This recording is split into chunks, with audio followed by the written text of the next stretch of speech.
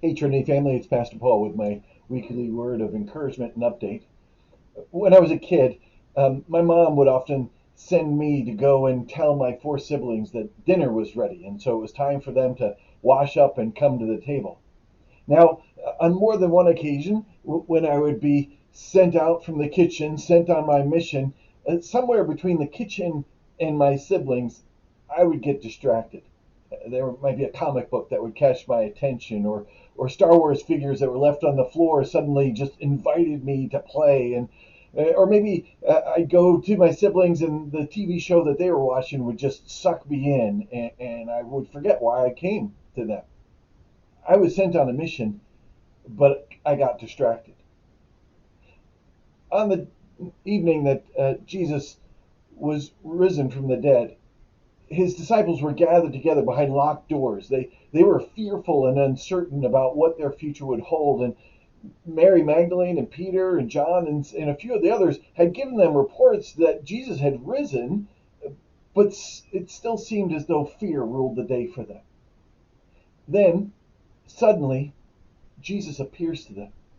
And he says to them, "Peace be with you. As the Father has sent me, so I am sending you." When he had said this, he breathed on them, and then he said to them, "Receive the Holy Spirit. If you forgive the sins of any, they are forgiven them. If you withhold forgiveness from any, it is withheld."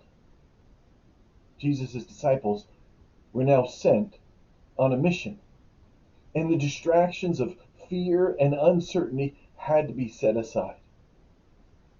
We, like the early disciples, are also sent by Jesus, just as the Father sent him. And following Jesus' lead, we now go out and proclaim and demonstrate and incarnate the glorious good news of the forgiveness that Jesus has brought about. A forgiveness which makes possible a right relatedness with the Father, a right relatedness with others, a right relatedness with yourself, and a right relatedness with his creation.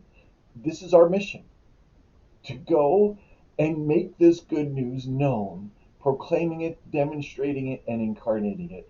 This is our mission, and the distractions need to be set aside.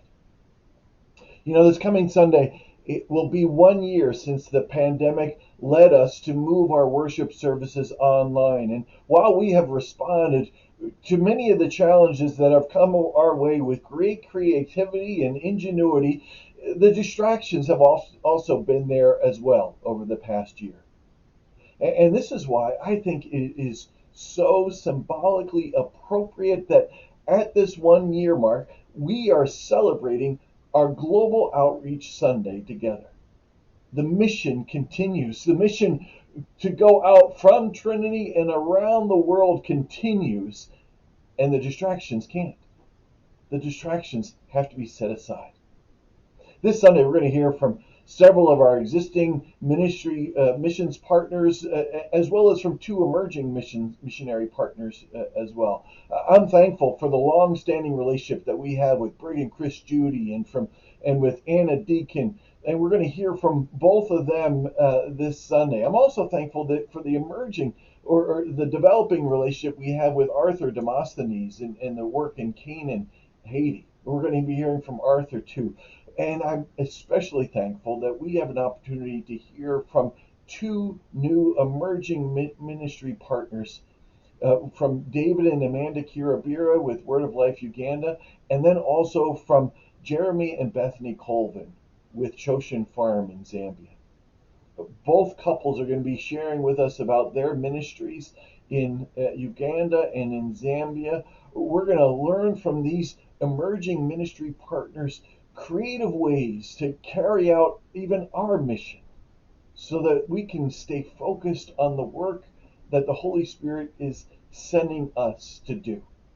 This is why we need to hear from these voices, both our existing and emerging ministry partners, so that we can also think of creative ways to stay focused, not distracted in our mission. Sent on a mission without distractions. Going forward, next 2 Fridays, I want to just continue these thoughts and share with you more about what it means to be sent. What is this sentness that we have on our lives? And then after Easter, we're going to start up a new series entitled The Extraordinary Ordinary. And we're going to see in that series how this extraordinary call to sentness on our lives is lived out in very ordinary ways. I look forward to both these next 2 Fridays and then that series after Easter as well. Looking forward especially to worshiping with you all this coming Sunday. Just please know I'm praying for you. I love you, and I just enjoy the times that we can be together as God's people. Take care. Love you.